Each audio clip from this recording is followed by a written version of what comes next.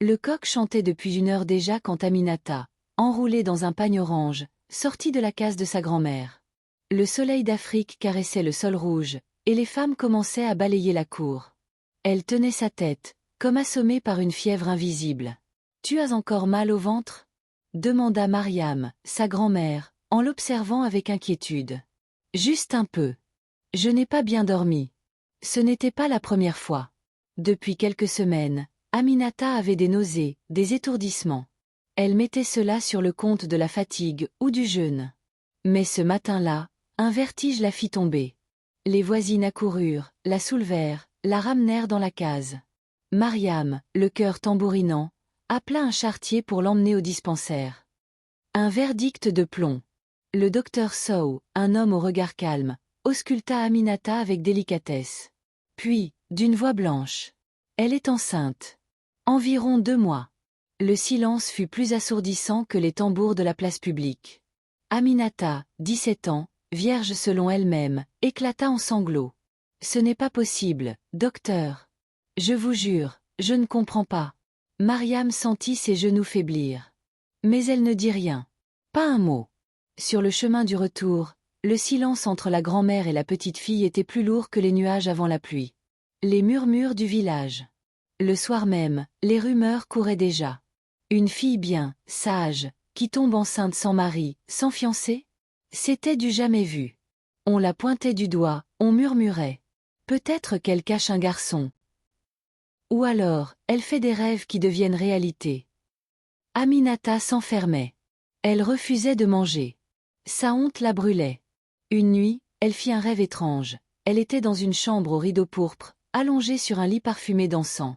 Une ombre masculine s'approchait, mais son visage restait flou. Puis, des mains froides, une douleur. Elle se réveilla, en larmes, haletante. Une lettre oubliée. Quelques jours plus tard, alors qu'elle fouillait dans le tronc en bois de sa grand-mère pour chercher un cahier, Aminata tomba sur une vieille enveloppe jaunie. Elle lut le nom, Fatou, sa mère, morte lorsqu'elle était bébé. La lettre était adressée à Mariam. « Maman, je te supplie de ne jamais dire à Aminata ce qu'il m'a fait. Je veux qu'elle vive sans cette souillure. Cet homme, cet El Hadji, il m'a détruite, et tu le sais. Mais je n'ai jamais pu dire non. Il était trop puissant, trop respecté, trop sacré. » Aminata lâcha la lettre. Ses mains tremblaient. Son cœur battait à s'en rompre. El Hadji Doumbia? Le grand homme du village? L'ami de la famille?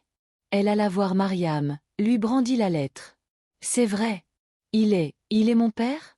Mariam ne répondit pas. Elle se mit à pleurer, longuement, silencieusement, puis dit simplement « Oui. » L'homme au chapeau blanc. Le lendemain, Aminata se rendit seule à la grande maison d'El Hadji. Il la reçut, tout sourire. « Ma fille, tu es si belle. Que me vaut ta visite? Je suis enceinte. » Son sourire se figea. Il se leva lentement. « De qui? Tu ne viens pas m'accuser, j'espère? Je veux savoir la vérité. C'est toi, n'est-ce pas ?» Il s'approcha, posa une main sur son épaule. « Aminata, tu ne te souviens de rien. C'est mieux ainsi. Ce qui s'est passé, c'était un moment de tendresse. Tu n'étais pas une enfant. Tu avais grandi. » Elle le repoussa. « Tu es mon père. Biologiquement, peut-être. Mais cela ne veut rien dire. Le sang n'a pas d'odeur. Tu es une femme maintenant. Tu sauras comprendre avec le temps. » Elle recula, le visage pétrifié. Elle partit en courant, vomissant au pied du manguier. Le combat du silence. Aidée par Tanti Awa et le docteur Sow, Aminata porta plainte. Le village fut choqué. Certains la traitèrent de folle. D'autres disaient qu'elle voulait de l'argent.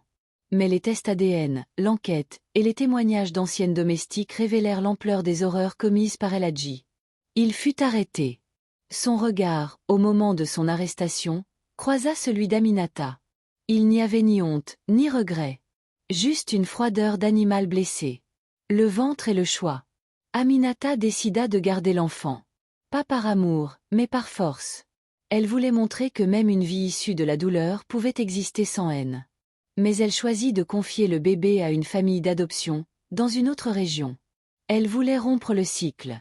Mariam, affaiblie, demanda pardon. Elle mourut quelques mois plus tard, Le cœur allégé. La voix qui brise. Des années plus tard, Aminata, devenue avocate, prononça ces mots dans une conférence. J'ai grandi dans le ventre du silence. Mais j'ai décidé d'accoucher de la vérité. Le silence protège les monstres. Moi, j'ai décidé de parler. Et je ne me tairai plus jamais. Le public se leva. Et dans leurs yeux, on ne voyait plus la pitié, mais le respect.